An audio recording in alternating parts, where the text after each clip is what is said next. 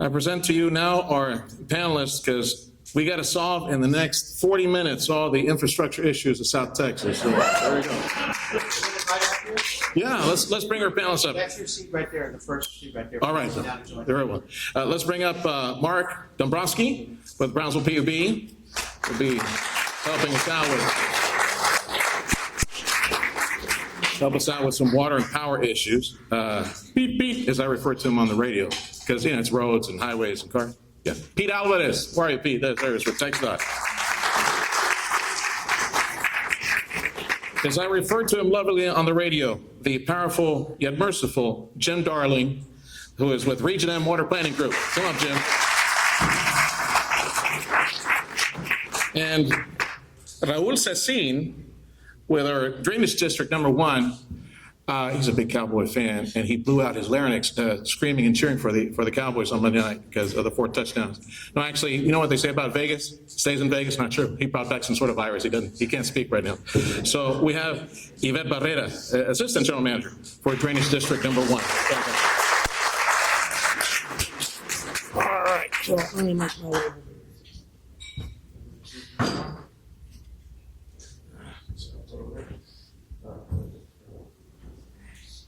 First of all, thank you for taking time to come over here today.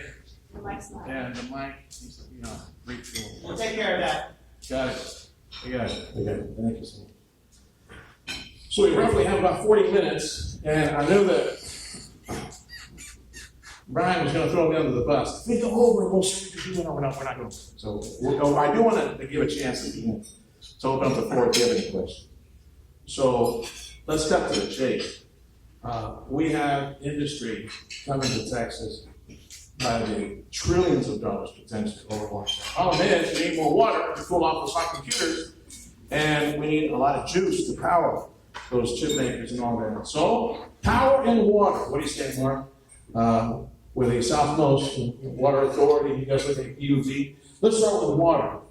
And we got our neighbor Elon Musk. Well, his rocket factory is going to require a lot of power and a lot of water, and then more industry at the port. Okay, so what's the vision? What's the plan over Brownsville PUB and other partners? What do we get? Thanks for having me. So first I want to mention that we just completed our water wastewater master plan. Yeah, be sure you all turn your on buttons on your green light comes on.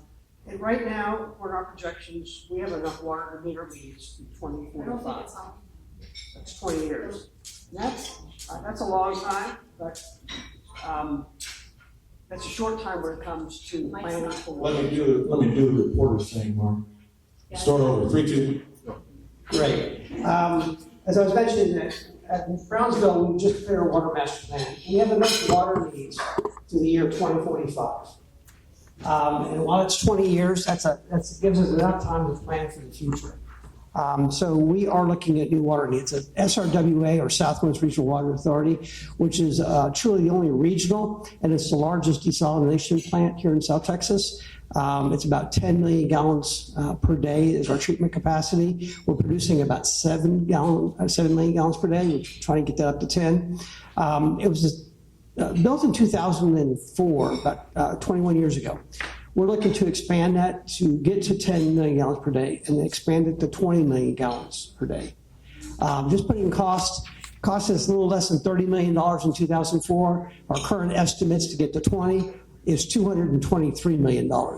So that's about a 10% increase per year in construction cost. That's expensive. So we're looking at indirect potable reuse, which is to take water from our wastewater plant and run it down to our water treatment plant and treat it there. It's actually cleaner than the river water. But that'll give us 8 million gallons per day for about $50 million. Much better deal. It doesn't count against our water rights. So we feel that we have our water needs covered for the next 20 years and beyond, but it's going to require a lot of conservation, a lot of investment conservation, and good planning. All right. You said reuse. I'm thinking stuff that goes down the drain, if not down the toilet, right? That's reuse. There's like a mental block there. I don't know, man. Like, how do we overcome that? Well, I don't want to burst your bubble, but if you look at the Rio Grande River in El Paso, a lot of times it runs dry, but we still have water down here. Okay. We're at the end. We're at the end. We're at the end of the train. Okay. Now, there are two trains when it comes to water, right? There's ag use. I hear a lot about ag use. Mexico's got to pay their water and all those things. Okay, so good. Ag, and we're going from ag to industrial at light speed, it seems. City water is the priority. Cities they drink their cup of water first. But when I think industrial, it falls within the city category as well. And right, with the potential of data centers that are very thirsty, computer chip plants that are very thirsty, all of that. Is 20 million per day on long-term facing reality of how things are going at exponential rate? You think that would be enough over the long term? So that's just our desal plant. We have 2 surface water plants that treat 20 million gallons per day each.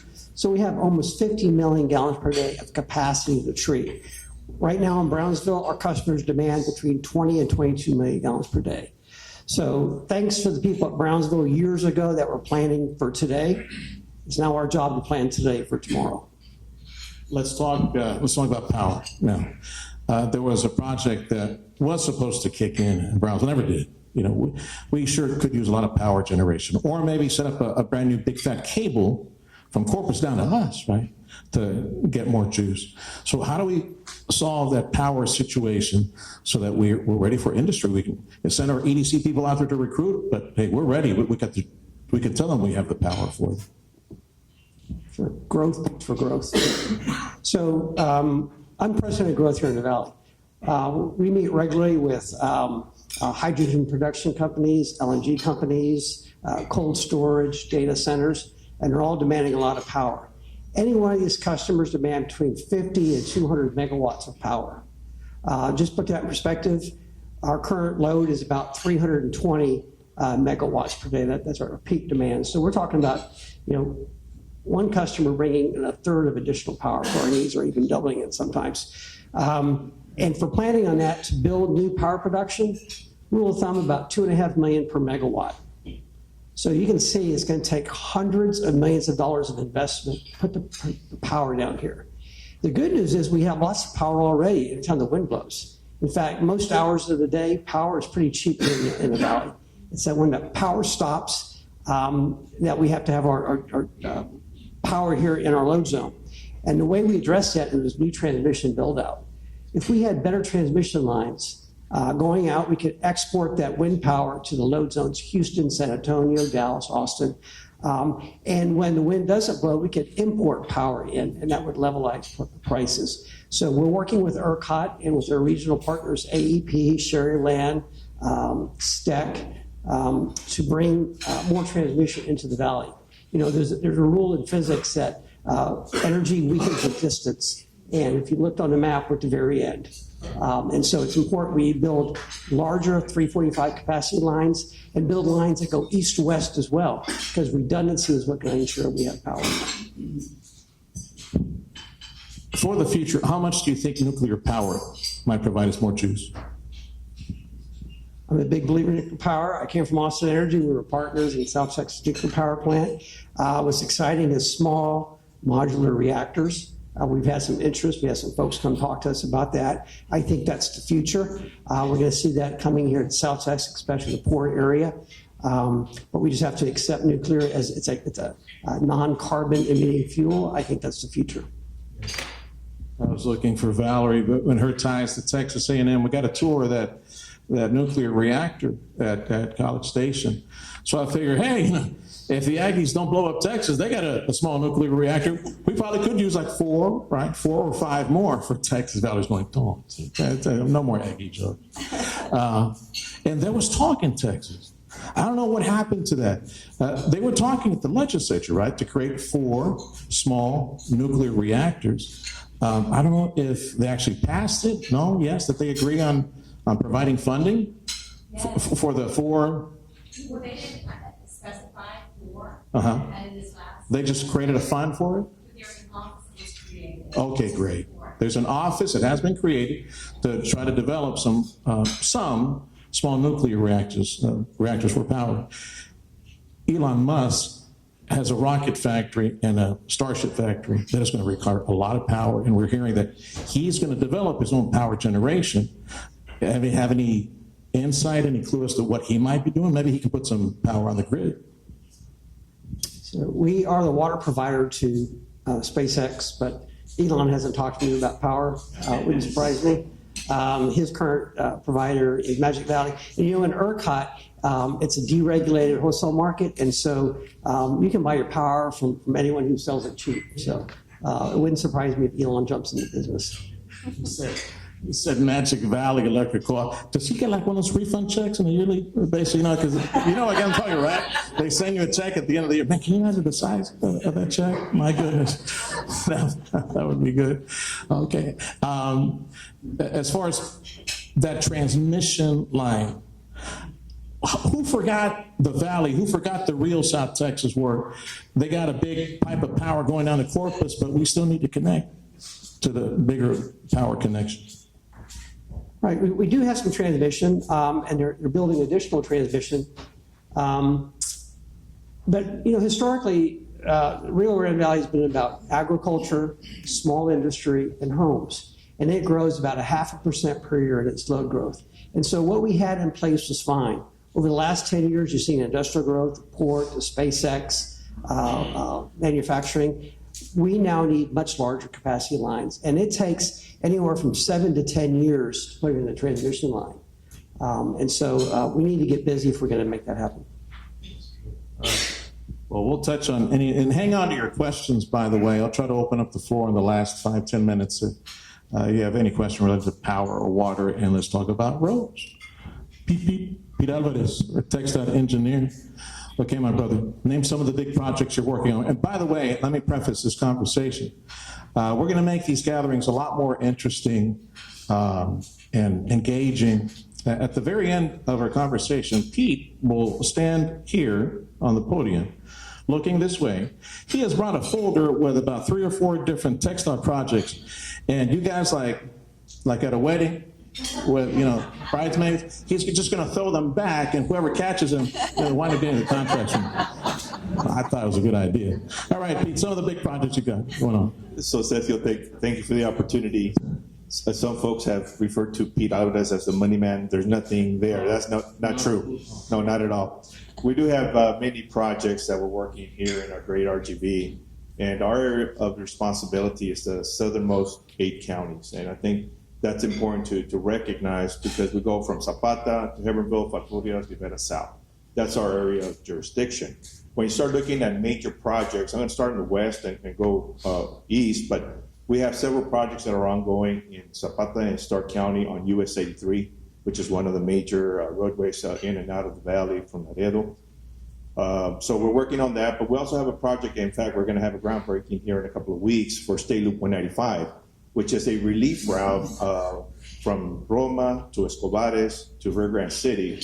In essence, US 83 relief route, 17-mile project that's going to provide an opportunity for folks to have options. One of the things that has been important for us here at TxDOT is providing alternatives. So if somebody's going to be traveling from the valley to Laredo, having to go through US 83 right now, or you take the back roads through Falfurrias, Hebbronville, what have you.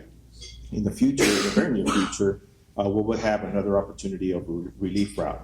Speaking of relief routes, you look at the relief route we just recently completed around Sullivan City, La Jolla, and Peñitas, US 83 relief route there, and it has cut down tremendous time, right, to be able to go east-west in that area. As we move further into Hidalgo County, we have many projects in Hidalgo County. For example, we have the project on US 281. US 281, as we go north, we have the conversion of US 281 from to Interstate I-69C. And so that project's underway from north of Edinburgh Airport to San Manuel area. So that's already in construction, but we have the remainder of Hidalgo County and into Brooks County to upgrade there. A couple other projects in Hidalgo County, actually going into Cameron County as well, is the I-69 connector, which the name implies connects I-69C to I-69E, US 281 to US 77. That project is going to run parallel to I-2. And so, yes, I-2 has been under construction. We're about to wrap up the interchange located there in Pharr. But I-2 is quickly becoming saturated. I tell folks all the time, about 30 years ago, the traffic volumes on US 83 then, now I-2, was about 25,000 vehicles a day. Today, it's 160,000 vehicles a day. So you start thinking about the volume of growth and the need for as far as transportation infrastructure. And so we expanded I-2, but if we don't do something else, we're gonna have congestion on I-2. And so many of you may be familiar with the I-35 just south of Austin, Kyle and Buda area. Any guesses what their traffic is? 160,000 ADT. So we're there, and people need to realize and understand that we at the Department of Transportation want to work with our partners to ensure we're providing alternatives. So I mentioned the I-69 connector. We're also looking at US 281 military from Pharr all the way into Brownsville to provide other alternatives so that if somebody's traveling east-west in the valley, they can choose to go I-69 connector, I-2, or US 281 military.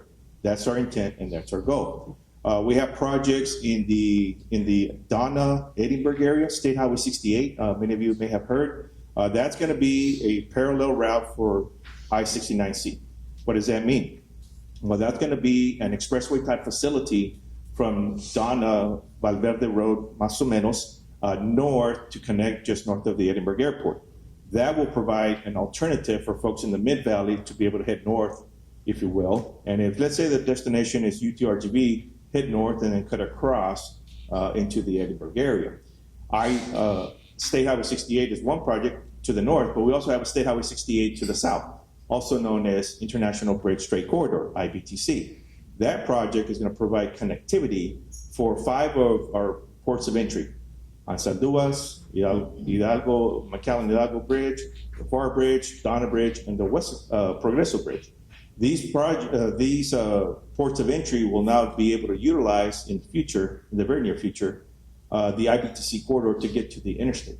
And so these are some of the projects we're working in Hidalgo County, transitioning over to Cameron County, because our folks down in the tip of Texas, as they say, in the Brownsville area, we have a project working with our partner, the Cameron County RMA, to be able to do the east loop, which will provide connectivity from the ports of entry in Brownsville to the port of Brownsville. What does that mean? Getting the big trucks off of downtown Brownsville, where there's a lot of development, schools, and what have you, and basically separating the traffic to a certain extent. And of course, everybody's interested in the second causeway. We're in the middle of the environmental document for that. We just had a workshop a couple of weeks ago, and the goal is to provide an 11-mile corridor. 8 miles of that is bridge to be able to go over the bay and connect the mainland to South Padre Island. We work with our partners. I failed to mention the Hidalgo County RMA is also an integral part in working with TxDOT. One thing I love about this audience, they're all nerds when it comes to stuff like this. Everybody's awake, like, oh, man, taking it all in. Wow, fascinating. I wonder if I can get into some of that love with some construction. Okay, the much talked about loop. When do we see that completely finished, in your opinion? Because there's no, it's piecemeal, right? Piecemeal this and this connection, all that. So the Hidalgo County Loop, if that's what you're referring to, right now we have a project, the Hidalgo County RMA is working on a project, Toll 365, basically from Ansalduas Bridge to the Pharr part of entry. That project is the first segment. That is already in construction. We anticipate going to construction on the IBTC project that I mentioned earlier, probably in 2028, start construction for it. 2029, we start State Highway 68, north of the interstate. That is about 55 miles or so out of the 110 miles of the loop. So we anticipate having half of the loop in construction within 5 years. That's the intent.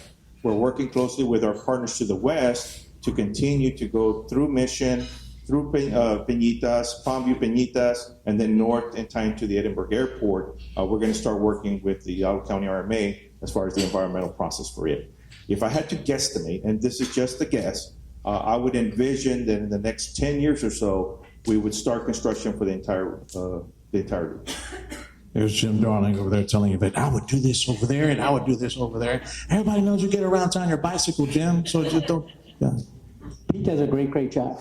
Yes, But 95% of McAllen has no access to an expressway. in your plans that still won't have access. Yeah. Oh, you had to bring that up. Oh, okay, sorry to make you uncomfortable. Oh, Well, yeah, go ahead and hit it back. Go ahead. Yeah. so I got to get ready for Jim every time we get together. I appreciate that because I think it's really, really important that we recognize, I mentioned the major corridors, I'm talking expressway type facilities. What is really, really important, and I equate this, speaking of bikes, to the spokes in a bike. Because you want to be able to get from McAllen to the rim, and the only way you're going to be able to do that is to go through major arterials.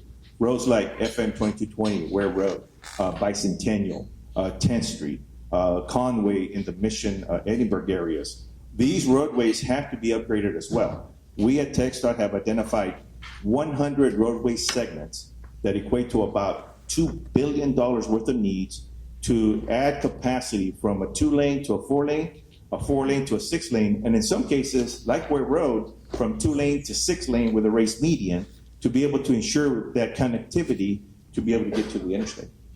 We spent quite a bit of time with you on the radio the other day, and thanks for joining us on that broadcast from the island on the second causeway, the candidate site for the second causeway at South Padre. Now, and just in anecdotally talking with some other folks, there's some folks that do express some skepticism. Well, it's $1 billion, it's an 8-mile corridor, and all those things. And then you just mentioned a whole bunch of connections back to I would think it's the priority, right? Fattening up the highways, getting the products out of the market north of us, and connecting the bridges to the interstates. Like I know we got this new metropolitan planning organization that unites us, and we get a lot more money as a result, but still, where do we as a region prioritize the second causeway in relation to what needs to be done for trade first? So that is a balancing act. At the end of the day, there are many, many needs that we have. I think it's important for us to recognize the process to be able to get to a project from somebody imagining we should do this project to actually building it out there. From the planning stages, feasibility studies, environmental schematics, to ultimately adjusting utilities, purchasing right-of-ways, doing the design, and then eventually go to construction. That process can take anywhere between 5 to 10 years, and in some cases, depending on the complexity of the job, may take 20 years. So our role and our responsibility at TxDOT is to work with our partners, the various local governments, whether it's city, county, RMAs, MPOs, to be able to prioritize. Who prioritizes? At the MPO level, it's ultimately the policy board who represent the community. And so it is imperative that we identify what funding is available. Right now, it's around $3.2 billion over the next 10 years.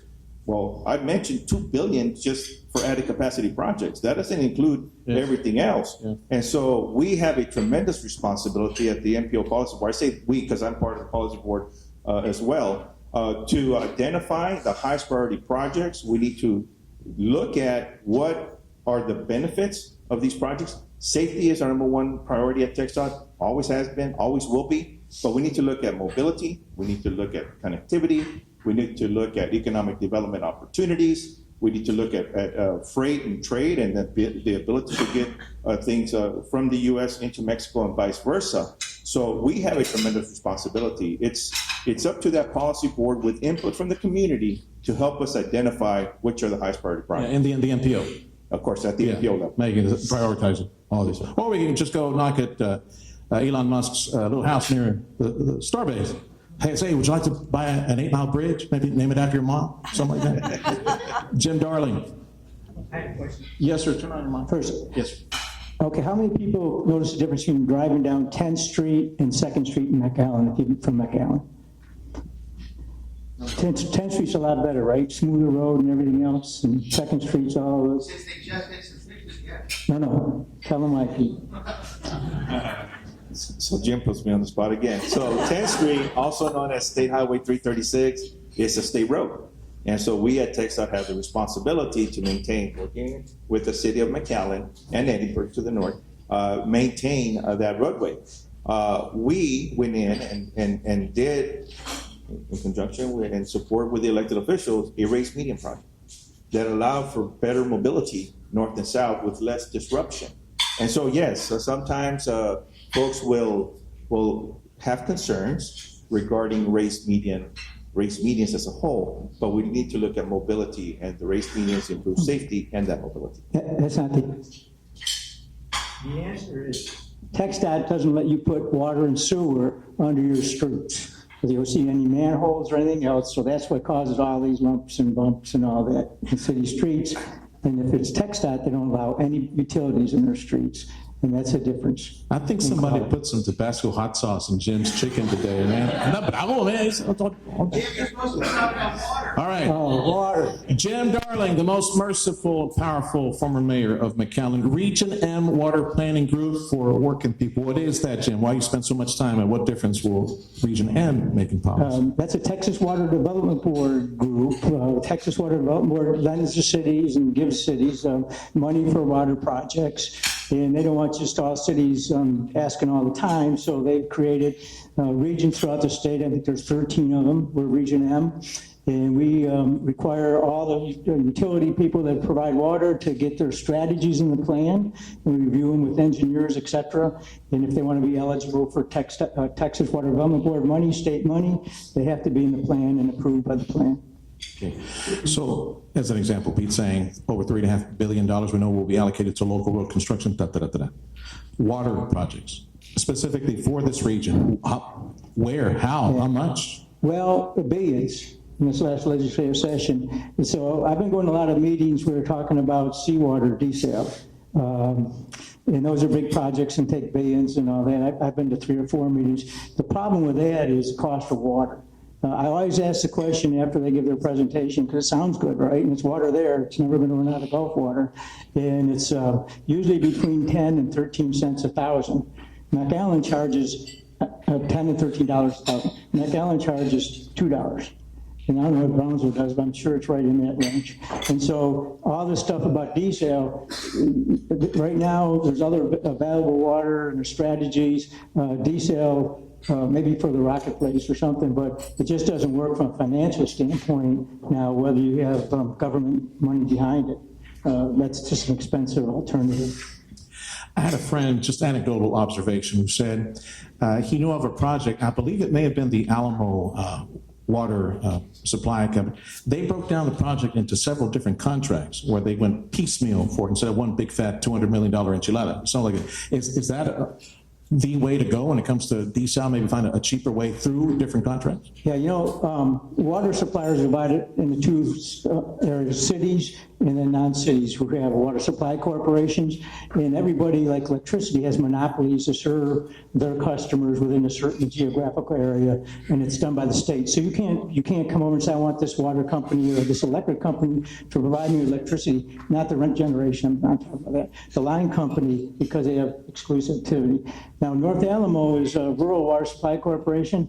They didn't get in on the water when the water case was. They didn't get much water, so they decided to do groundwater.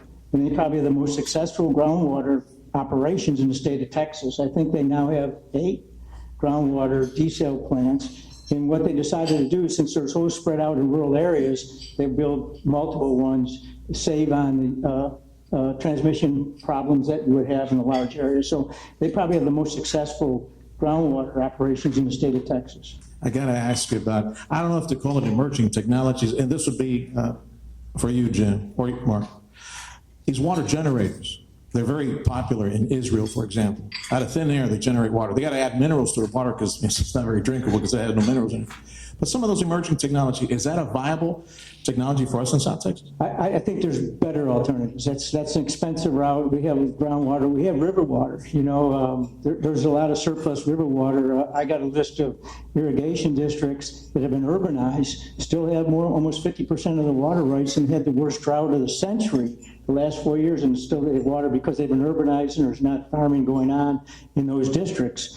And they don't sell water between districts very well. And so I think the river is still a viable source. I mean, there's some work you have to do on the river. Groundwater, the Gulf Coast Aquifer in 2014 estimated that there are 40 million acre feet of slightly saline groundwater in the Gulf Coast Aquifer, 40 million. So there's alternatives there. We don't know to panic and everything else. Conservation is good. We just had the drought record and all the cities had a 20% savings right there. Water reuse, McAllen's North Plant, 100% used. Not a drop comes out of their sewage treatment plant that doesn't get reused in that area. South side, almost 50%. Industrial users, like the Brownsville said, there's plenty of water there. It's good water, especially for industrial use. Everybody has the capability of doing that relatively cheaply. McAllen's North Plant, they drilled water. You can mix 15% about más o menos of your water in your existing river water plant, and it works. You don't have to have reverse osmosis. So there's almost 15% lying on the ground, relatively cheaply to drill a well and mix it with your river water. And so we just need to be innovative, and I think part of the system, because there's monopolies created, because what they call certificates of community necessity. I can't serve in your area, you can't serve in mine. There's not a lot of give and take about better ideas from a regional standpoint. Jim, for you or for Mark, $20 billion that were allocated, approved by voters over 20 years. That's like a drop in the bucket. And then the other day there was another water meeting that NatBank said, okay, 400 million. I guess 3/4 of that for municipal, whatever, like low interest loans for projects. How's that going to help us? Might it help us in the near future, your opinion? And then we'll ask Mark's opinion on that. Well, obviously, all these take money. One of the issues with, especially in the smaller units, they can't jump through all the hoops that the state puts in front of you to acquire those monies. And so that's really difficult, I guess, from the ones that probably need it the most, because. Talking about water district, the smaller units? Yeah. And so that's kind of an obstacle, because, and that's okay. I mean, you can't say we're going to give money. It has to be accountability to the state, but also prevents a lot of needy ones of actually getting their hands on that money to improve their systems. Any thoughts on that, Mark? So $1 billion a year for water projects sounds like a lot of money. Earlier this summer, I was up in Austin and we're talking, there was $18 billion of projects on the books just right today. And even with low interest loans, point is, with enough money you can solve any problem, is that communities can't afford the water, whether it's desal or even some of the surface water treatment plants. And so we're going to have to get wiser with the funding. It's nice that the state's stepping up with $1 billion a year, but we need $10 or $20 billion a year to solve this problem. Yeah, when they had the drought a couple of years ago, they had to take bottled water into a lot of areas in Texas. We've never been close to that here. And so when you look at the rest of certain parts of the state, much, much worse off than we are, both on groundwater availability and in fact, we have a river that's Look at Corpus Christi. There are two reservoirs, about 10% right now. They're forecasting to be out of water end of 26, early 27, unless they get some pipelines built. The desal plant is not going to happen now, at least not anytime soon. So these are problems they really should have been working on 10 years, 20 years ago to solve today. That's my point. These are long-term projects for planning and construction. Trying to solve this problem over the next year is next to impossible. Yeah, they said no. City Hall said no, right? Or the county? Who said no to desal up in Corpus? My understanding was it was City Council, I think. City Council. The state was ready to step in with their funding piece, but I think the bill just got too big. The same thing, which is what is the tolerance for your community to pay the bills? Oh, they figured, well, we got Sam's down the street, which is some bottled water for the city. Jim on power. Oh, by the way, $1 billion a year for water and projects. That's like my teenager. Like half of that probably is my boy, the long showers that he takes, the hard showers that he takes. Jim, power. I know you had some comments on power last time you were on the radio with us. So I used to represent the cities on all the power cases, and I was here when they closed the South Texas plant way back when, about 15 years ago. So power is an important part. In the valley, one of the problems in the valley is we're at the end of the line. We're at the end of the line for transmission. And our AEP, which are the main one, they're a horseshoe. They come down, come around the valley, and go back up in West Texas. And so we're kind of more at the end of the line than anybody because we have Mexico on the other side of the river. So that's always a challenge for us, I think, from a power standpoint. Mark said it takes, 7-8 years to get that big old fat power line connected down all the way down to us? Yeah. And I don't see us starting on that anytime soon, right? No, you don't hear that? Because it ends here, it doesn't go south. We don't have a big, huge customer south of us. We're it at the bottom. Well, how about Mexico? Hey, vecino, can we plug in over there, enchufar over there? Maybe share some power generation? Somebody brings that up about every 10 or 15 years, Yeah. right? And Yeah, this is our tacit bringing up, and we'll never hear about it again for another 10 years. All right, Jim. Anything else you want to share with us on water solutions? I'm thinking reuse is, what I'm hearing from both of you, reuse is the path of least resistance for now, then decel, right? yeah, diplomacy is important. I mean, everybody says cut the water off from Colorado to Mexico, and they'll come to the table to discuss it. I think that the threat this last time with the new administration helped. New Mexico did provide some water. They're still hoarding a bunch of water, but it's always going to be an issue. It's an ag, unfortunately, some agricultural areas are not coming back, and because of lack of water, and especially citrus and all that, and that's a shame. But I think from a municipal standpoint, we own the bottom of the reservoir, even when it's 23%, we're 100% allocated. Getting it here is a little different story, but I think there's enough water in the river to get there. But we need to take this opportunity to negotiate with Mexico. Mexico has internal problems. When they give us water, they give 2 drops of water to Mexico for everyone they give us. Goes to the state of Tamaulipas. The state of Tamaulipas didn't vote for the president of Mexico, so he doesn't want to release a whole bunch of water to them. And so if they got rid of that 2-for-1 issue, and maybe did a 1-for-1 and take less pressure on internal Mexico to give us our water. Like President Obama said, elections have consequences. Sucks to be you, Tamaulipas. You didn't vote with power. I'm kidding. Yvette, all this conversation about water, and we got the floodway, taking all the spill from Falcon, the Fat River. I'm thinking, why not? I'm just spitballing here. Why not find a way to collect some? Because the last time we had the floodway, that was beautiful water. Oh, the floodway was full. There's got to be a way to collect that. Maybe dig one big fat hole in Willacy County, and we can hold some of that, then throw the rest into the Gulf. What do you think? That's silly? Well, it's somewhat difficult when we're talking about collecting and reserving the water, right? So our drainage system is made to convey water, right? Can you, for lack of another word, offload some of that water into some detention systems? Those would need to be built, and again, just like other major infrastructure, it takes quite a bit of time because you have to find the land that's at the right elevation so that you can convey the water to those areas, purchase the land, and then excavate out those areas. So although there is a possibility for it to be done, it is a very long-term and requires quite a bit of planning to accomplish. You, with being with the drainage district, number one, maybe do like Pete did, quick recap of some of the major projects that you have going on right now, something to be funded in your future as well. Definitely. Well, first of all, thank you very much for having me here. So in hearing the other speakers, a lot of what they're discussing really resonates with me at the Drainage District and with what we do at the Drainage District. Hidalgo County Drainage District 1, is responsible for serving approximately 40% of Hidalgo County, although it serves 90% of the populated area. So when we look at that and when we look at our system, originally it was developed to serve agriculture. And when we talk about growth and the speed of growth as land develops, the impervious area increases. And so the drainage system that was originally developed to serve agriculture purposes no longer serves the need and becomes very quickly overwhelmed.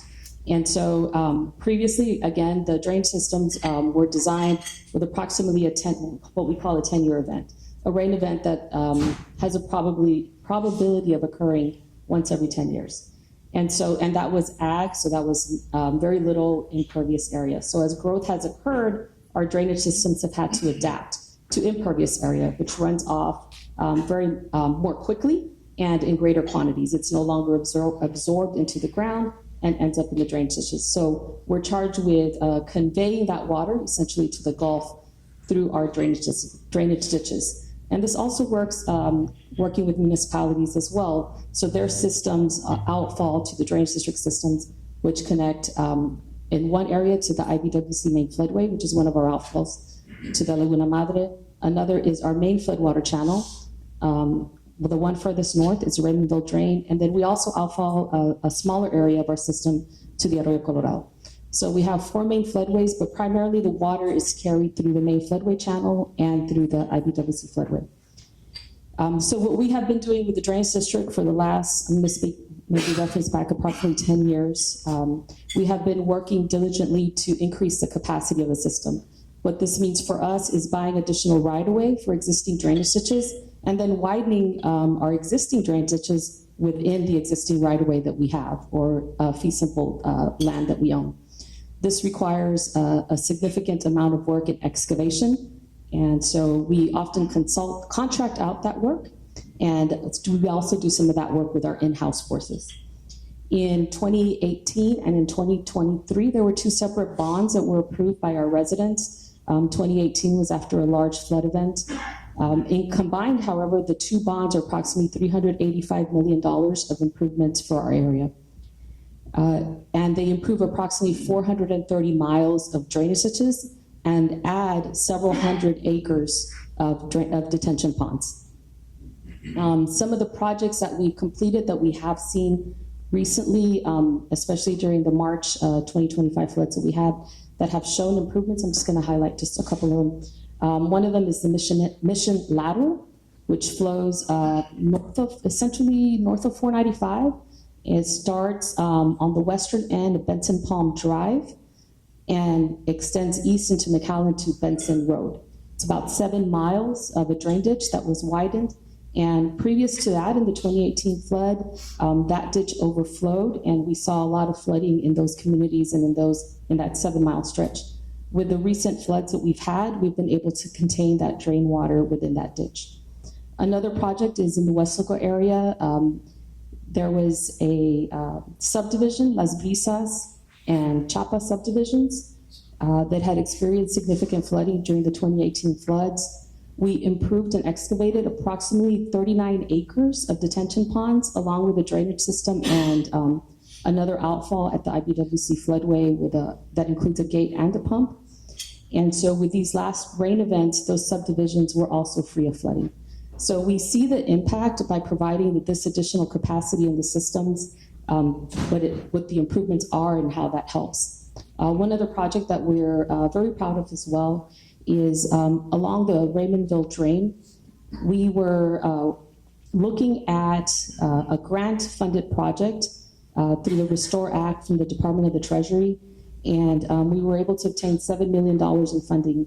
However, to restore the Raymondville Drain to its previous condition, because there had been a lot of growth and sediment deposit within the Raymondville Drain, our estimated cost by going with outsourcing it and by using a contractor was approximately $12 million, which was over what was approved through the grant.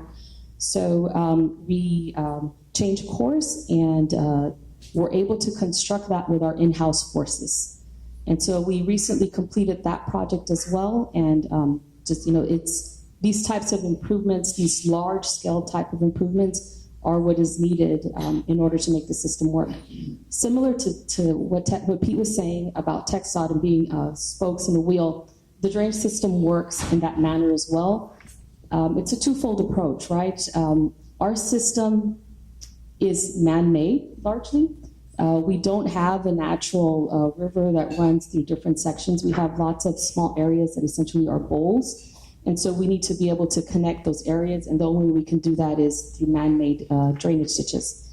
And so it's a twofold effort because one, we have to convey it, but then two, we have to also store it. And so we have to work with municipalities in order for them to develop policies in their drainage, in their ordinances that address drainage so that they can hold back some of the water that is increased due to development and then release it at a slower rate or at an existing rate, and so that we're able to convey it out to the Laguna Madre.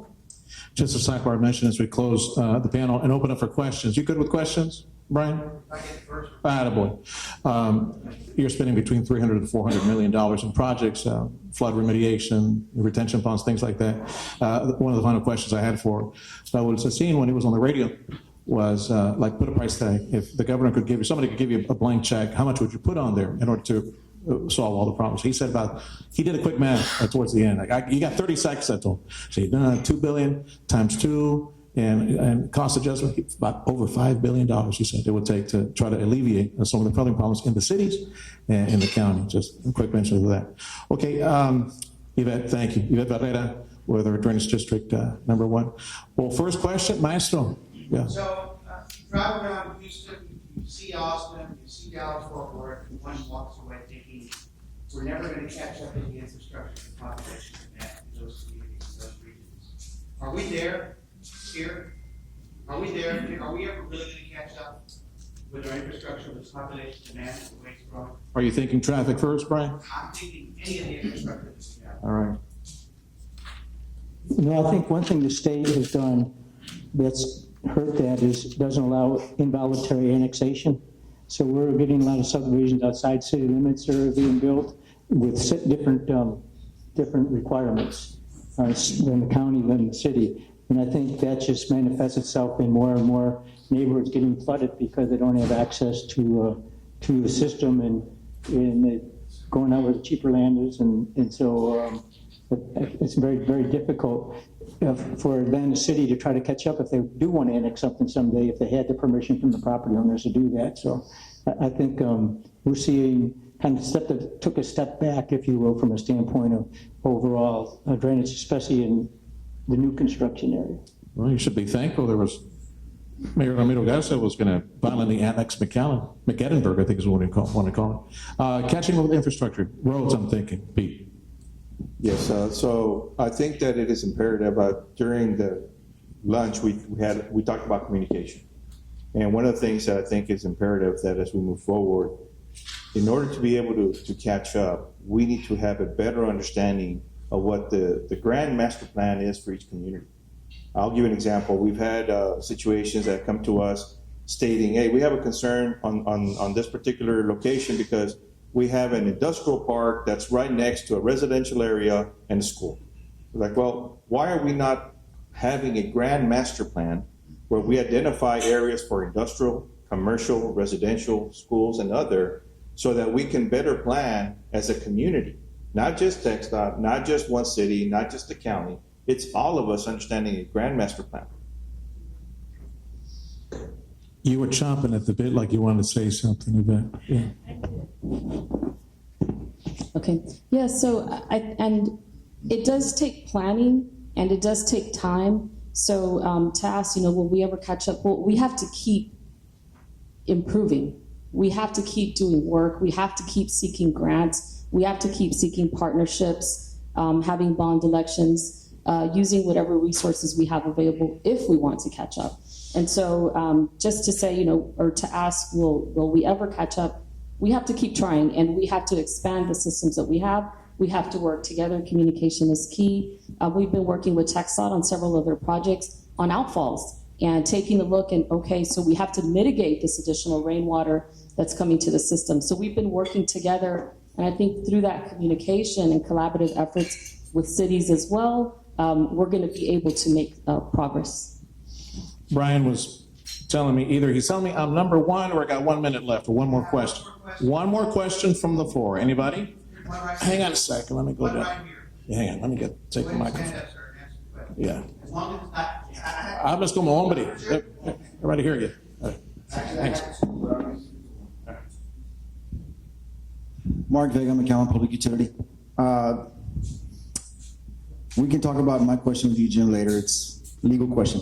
But for Pete, is there ever the possibility that when you receive funding to widen a road, that would include funding to relocate utilities where the city wouldn't have to incur the cost, where you could include that funding as part of your project? So we have recently been brought that question under the existing Texas Administrative Code.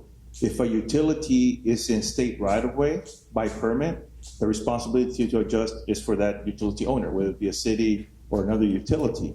If it's outside the state right-of-way, say in an easement, and we go and widen the road, well then you can get reimbursed for that adjustment. There's opportunities out there as far as being able to utilize like a SITLO, the State Infrastructure Bank, which is a low-interest loan to help communities be able to go and adjust utilities. One other thing that we have been utilizing is we work with our contractors. If the city or the community wants to put utility adjustment as part of the construction project, we can definitely do that. The caveat is we need to execute an advance funding agreement we would need the plans from, say, the city or the PUB, and then we need the money up front, so we can go ahead and pay the contractor to adjust the utilities as part of the construction. So there are alternatives out there, but to say that one day we're going to go in and the state pay for utility adjustments, if it's within state right of way, under a permit, the responsibility goes back to that entity. Pete Alvarez, TxDOT, Jim Darling, Region M Water Group, Yvette Barrera from Drainage District Number 1, and Mark Dombroski, thank you for your participation today.